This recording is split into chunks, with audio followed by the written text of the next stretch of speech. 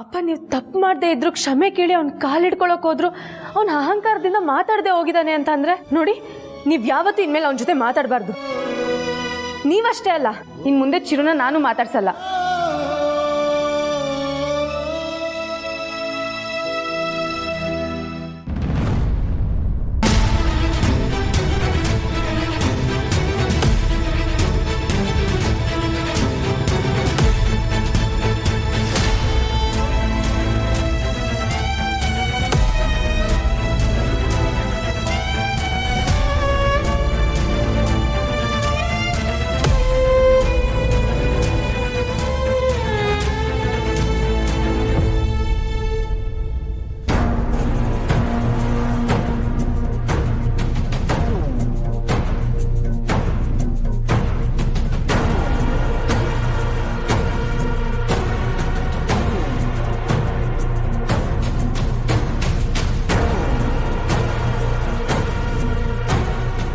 ಅಪ್ಪನ ಬಗ್ಗೆ ಸ್ವಲ್ಪನೂ ಕೃತಜ್ಞತೆ ಇಲ್ಲದೆ ಇರೋನು ಮತ್ತ್ಯಾಕೆ ಬಂದಿದ್ದಾನೆ ಅಂತ ಕೇಳು ದೀಪ.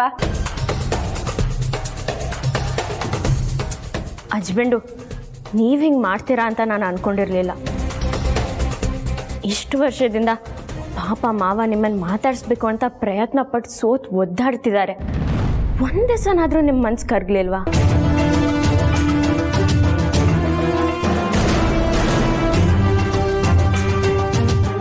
ನನ್ನನ್ನು ಊರಿಗೆ ಕರ್ಕೊಂಡು ಹೋಗಿ ನನ್ನ ತಂದೆನ ಹೊಗಳಿ ನಿಮ್ಮಲ್ಲಿ ಒಳ್ಳೆ ತಂದೆ ಕಾಣ್ತಿದ್ದೀನಿ ಅಂತ ಹೇಳ್ದವ್ರಿಗೆ ನೀವು ಒಳ್ಳೆದನ್ನೇ ಬಯಸೋ ತಂದೆ ಕಾಣಿಸ್ತಿಲ್ವಾ?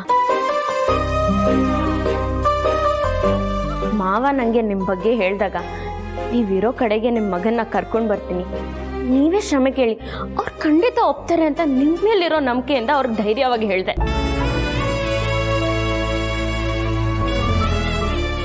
ಇವತ್ತು ನೀವು ನನ್ನ ನಂಬಿಕೆನ ಕಳ್ಕೊಂಡ್ಬಿಟ್ರಿ. ನಿಮ್ಗೆ ಬರೀ ಕೋಪ ಇದೆ ಅನ್ಕೊಂಡಿದ್ದೆ, ಆದರೆ ಇಷ್ಟು ಕೆಟ್ಟ ಮನಸ್ಸಿದೆ ಅಂತ ನಾನು ಅನ್ಕೊಂಡಿರ್ಲಿಲ್ಲ. ಹೋಗ್ಲಿ ಬಿಡಮ್ಮ ದೀಪ, ನನ್ನನ್ನು ಮಾತಾಡಿಸ್ಬೇಕೋ ಬೇಡೋ ಅನ್ನೋದು ಅವನಿಷ್ಟ, ಅವನ ನಿರ್ಧಾರ. ಅವನನ್ನು ನಾವ್ಯಾರು ಪ್ರಶ್ನೆ ಮಾಡೋಕ್ಕಾಗಲ್ಲ.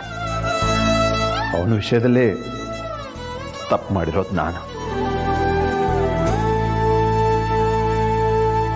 ಹಾಗಾಗಿ ಆ ಶಿಕ್ಷೆನ ಕೊನೆವರೆಗೂ ನಾನೊಬ್ಬನೇ ಅನುಭವಿಸ್ತಿರ್ತೀನಿ.